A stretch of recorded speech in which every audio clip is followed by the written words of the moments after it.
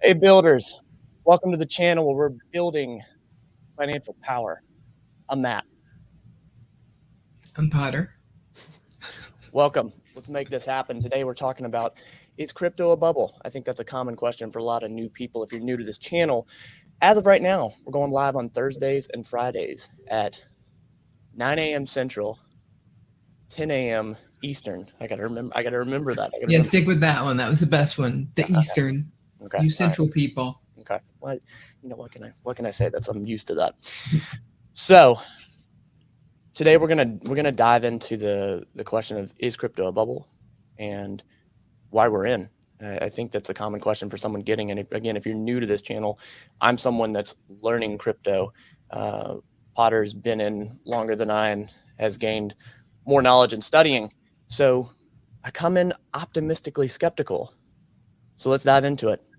Is it a bubble? Is it? Why do people think it's a bubble? I mean, we can go everywhere with this, to be honest with you. Right. So when you say bubble, like, help me understand, what's your perception when you say bubble? Yeah. You know what I mean? Is it going to last? Is there long-term value in it? For anybody that wasn't around during the dot-com bubble, I was around, but I wasn't old enough to be conscious and aware and whatnot. Yeah, exactly. But from everything I learned on YouTube, it was the sky is falling. The dot-com bubble was something that was real, that people were like, once this internet fad thing is over, and it's not over. It's changed the world. The internet as a whole. So just like then, there was ideas around that was a bubble. It wasn't going to last. There wasn't value in it, and crypto is still quite young. So I think that's where I'm coming at. Okay. Well, in that regard, Amazon and eBay were a part of that .com boom. Yeah. Right. And so they stayed. So it's more about, last year was kind of everybody in the pool, Yeah. and this year is more of, who has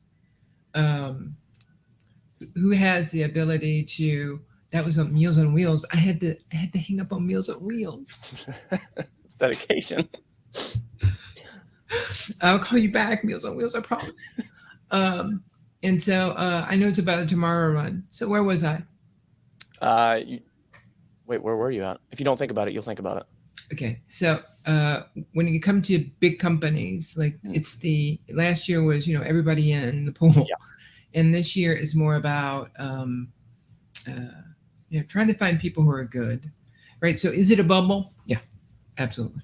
Okay. Because you have bad people doing average or horrible things, and they're still making crazy money. Okay. And that can't happen. So yes, it's a bubble.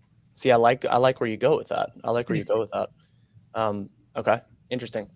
So the homework that I've been doing, do your own research. That's as I'm sort of studying and learning, I've been trying to pull from a bunch of different views, not lean on one person, not lean on just what Warren Buffett says, not lean on just what this crypto person says, like really trying to reach real far and wide. For people that might be historically correct, but never believe in full faith in one person. So I say that to say, I've looked everywhere, and what I keep running across is intrinsic value and utility. And specifically with crypto, assets as a whole, that intrinsic value question, what does this thing have? Does it have intrinsic value? And then utility. Like, it seems to be quite confused with a lot of people. Okay. So we are in drip, right? Drip provides an intrinsic value, right? You deposit your funds, right? And for thanks for saying, hey, thanks for letting me borrow your funds and being a part of this community, I'm going to give you that 1%. There's an intrinsic value. Okay. Like, you're always getting money every day based on your asset, just like the rich folks do, right? Okay. A utility would be to say, I really appreciate that, there's an intrinsic value, but like, what are you doing with the money, right? So it's up to the developers to say, well, we plan on using this to innovate blockchain technology. We want to create games. Okay. We want to create another economy. We want to participate in the metaverse, and we're using this capital that we couldn't have done it without your capital to, create this, that, and the other. Okay. So, what is the utility? Is what are you doing with the DeFi money that people just invested so you can give them a shite coin, right? Okay. Okay. All right. So, and to bring it down a level as a translation for myself and anybody that's new to crypto, talking about intrinsic value versus utility, let's go to something that's not even crypto, which I know crossing the world, it might be a little different, but intrinsic value versus utility of, I don't know, my head goes to like a service, like maybe a service. Does that make sense, what I'm saying? I think so, but can you give me a service? Yeah. So how about Postmates, or DoorDash or something like that? Like the intrinsic value is the service they're providing, or is that the utility? So the service of them delivering the food or delivering the whatever to you. My perception is that the intrinsic value is that you don't have to leave your house There you to have go. something delivered. There right? you go. But the utility is that I can go to a food store, I can go to a grocery store, or I can go to an auto repair store. Okay. That's utility. Okay. In that picture, that's what I feel. Okay. Understood. Well, and I fully agree with you because, intrinsic value, from what I understand, it's inside, and the value that, and I think that ultimately the intrinsic value of the consumer, of the person that's getting it, buying it, using it, because for some people, they don't care that intrinsic value is not the same across the board. Not everybody cares about Postmates and DoorDash and all that. For some people I know, they're like, I don't want to deal with the technology. It's more of a hassle. I'd rather just drive to the store. Right. So I think that's quite interesting because you hear the intrinsic value talked about all the time, but I don't hear it often talked about. Well, it can be quite different from person to person. That's a really good point. So utility aspect, that makes a lot of sense. The use case, what it actually does. So what's interesting in crypto, there's quite a few projects that don't necessarily have utility. And if it does not currently have utility, doesn't have a use case, I see it scaring a lot of people off. And myself included. It's like, I've looked at a few projects and that we've talked about, and I'm like, well, what's the utility? Or what is the future utility? So I think there's something to be said about crypto that, first of all, is it a good project? But then future utility versus current utility. Does that make sense what I'm saying? Absolutely, yeah. Interesting. So Harry Ye, I hope I pronounce his last name correctly. The guy's a freaking genius. Okay. He's a madman. And he bought this infrastructure called Tomb. When he bought it, it was worth $2 million. He's turned it into $1 billion entity. Huh. Right? So did people necessarily care about intrinsic value? No. Right. They cared about, utility? No. They just saw whatever road you're going down, I want to go down the same road. Right? Okay. So the intrinsic value then transfers to my own. In this crazy world, I'm going with somebody who at least I know who he is. Yeah. Yeah. Right? But the utility, what Harry said was, hey, just believe, guys, and I'll get you there. And it's starting to happen. Huh. Like things that he said, hey, I'll use this money for. You got $1 billion to show people, hey, here's kind of what I'm operating. You can't get the whole billion. But when people see, wow, people are putting that much faith in you, they're going to give more. Right? So that's what you're seeing. You're seeing this thing transform from people just buying tokens and hosting them on a Coinbase or a Gemini or Binance. If they're not in the U.S., they have all access. And if you're not in New York State as well, because New York State can't even get the Binance.us. So. Yeah, New York is quite locked down on the ability of crypto and what they can do and not.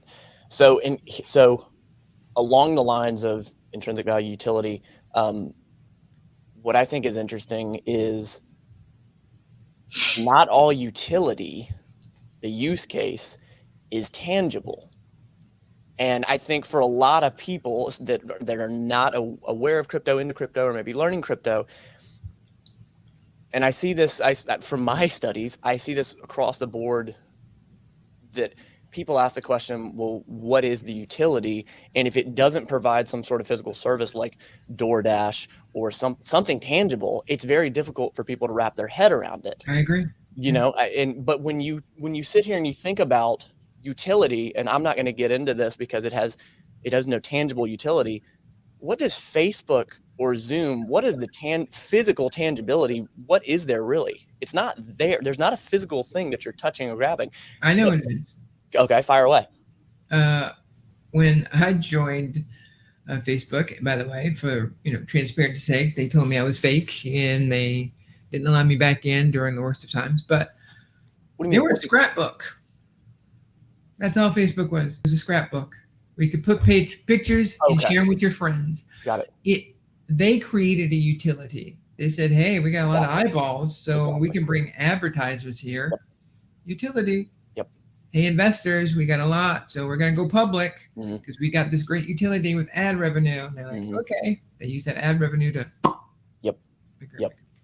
Yeah, and it's just interesting because, again, I across the board I've heard like these two words just very, very intertwined and quite confusing when I've been looking into them.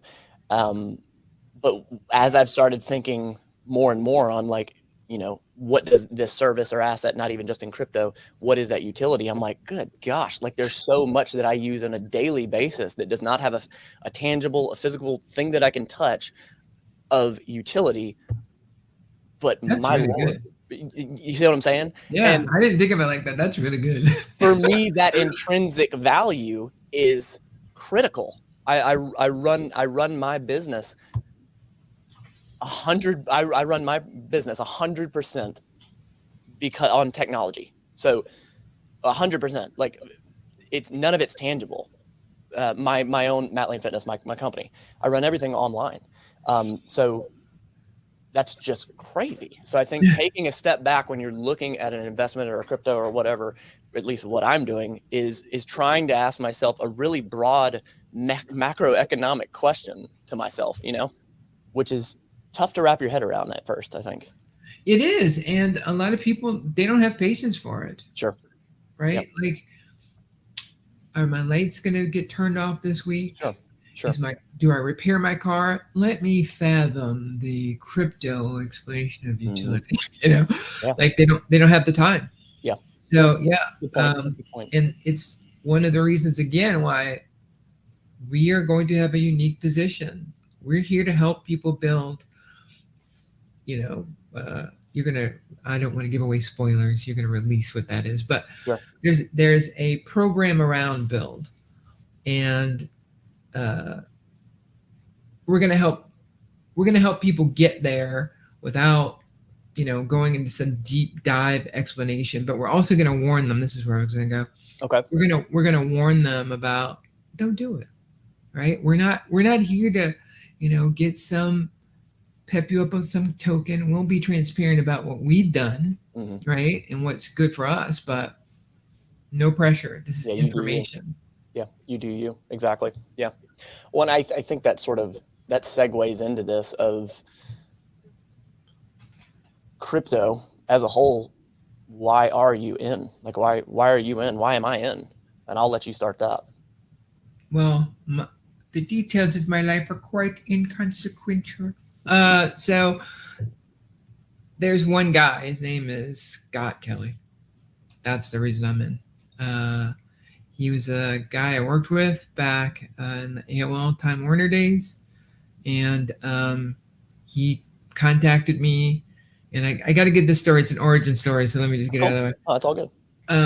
He contacted me in 2009 when I'd been laid off, like during the Great Recession. I was like, dude, I don't want to talk about this. Like, I just saw the Secret Service said this is illegal. I'm trying to be a crypto person. Leave me alone. So he's like, okay, I'm going to go buy a pizza with my crypto, with my Bitcoin. He was like, please don't remind me of that.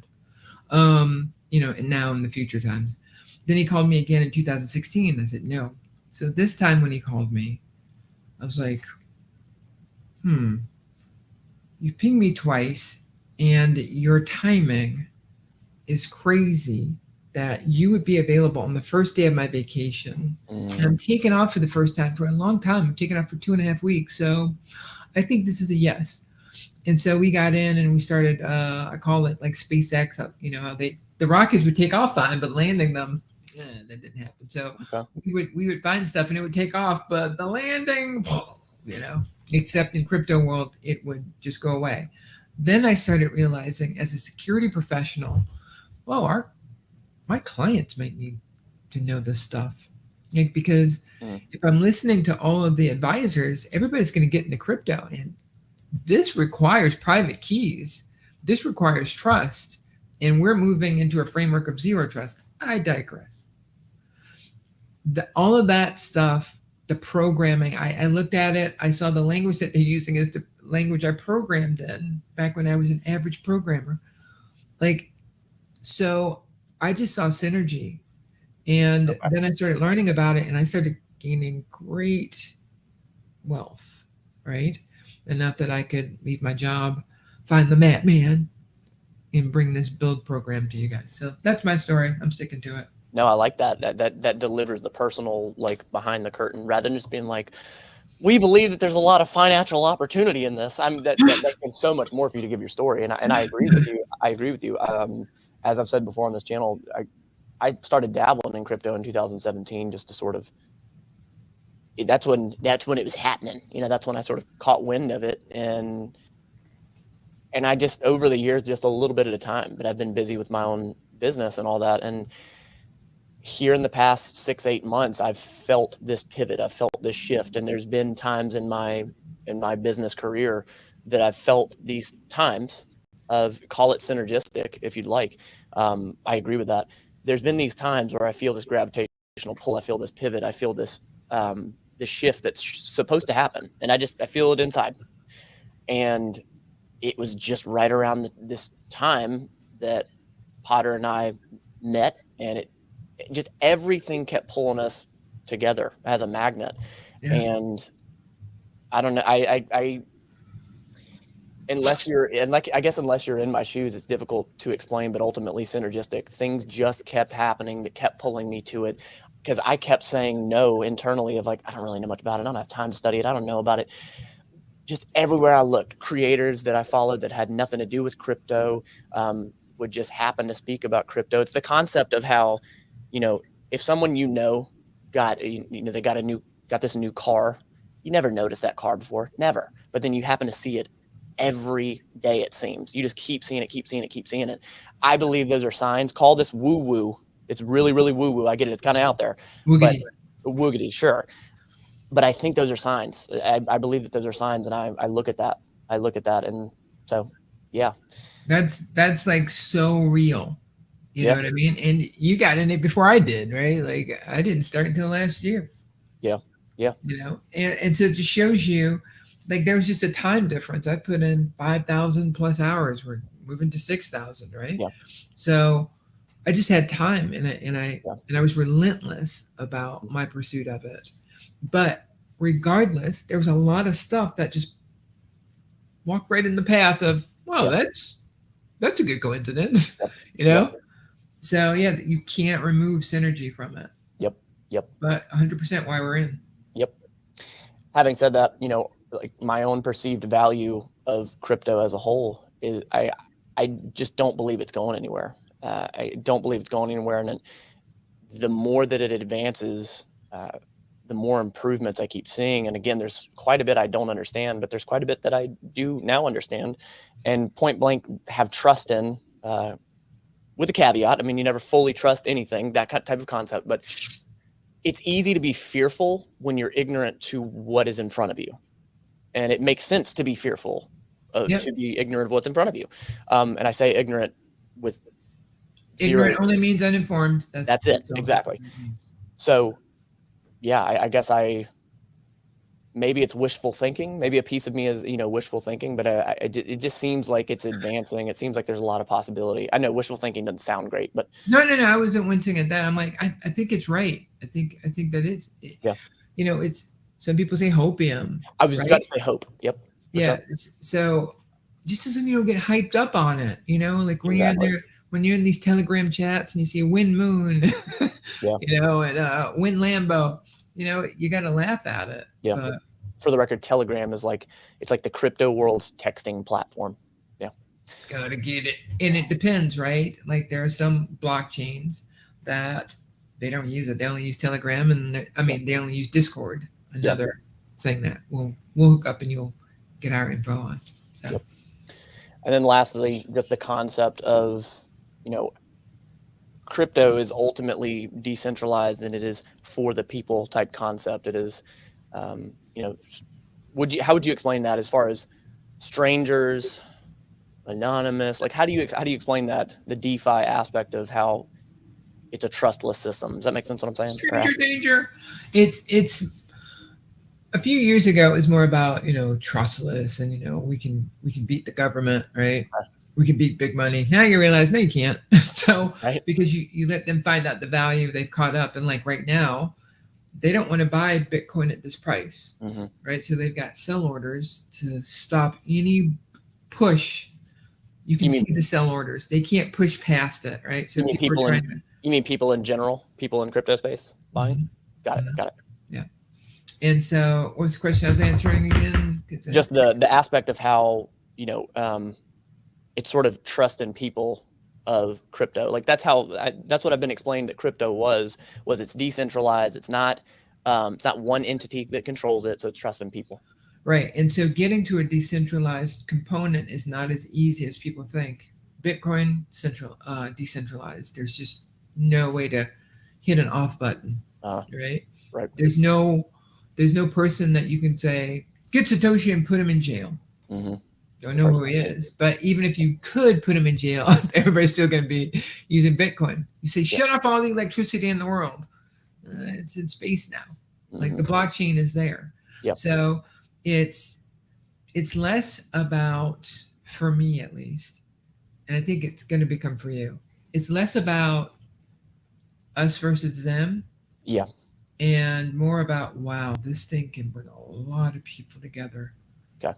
Like this can get capital for municipal, state, and federal agencies across the globe. And it can use people who were bankless before. There's a lot of capital that those bankless people weren't using that can fund things that a corner bank could fund now. Yes. Now if you have a PTA meeting and say, hey, I'm starting this token. You guys want to get in? Sure, I'll knock on your door every night if I lose my money. So you got to think about it. But that's the difference. It's more of a, hey, how can we bring this together? Because the FUDsters and you have people fear, uncertainty, and doubt. Matt, you're teaching me. You have those people who are doing it for gain, financial gain, as well as people who are doing it because they just truly, truly think it's a bad thing. It's a bad thing. I've got a bad feeling about this. Everybody out. Okay. Is it Krypton? Might be. Yeah. But I don't think it is. Yeah. That's an even better way to word that. I agree with you. It's less of like, us versus them. Cause I agree. Like that's not my mentality either. No. But I guess ultimately knowing that crypto is a decentralized, not one person controls it. That's what attracts me to it. That's what has me hopeful of it, wishful thinking of it. That's what has me drawn to it and the technology behind it. And yeah, that's why I'm in. Heck yeah. This was great. Heck yeah, Potter. Yeah, great job, dude. This format you put together, freaking boom, boom, boom. Love it. Very nice. Very nice. Well, you got anything in closing? Cheers. All right. Well, fantastic. Builders, keep building.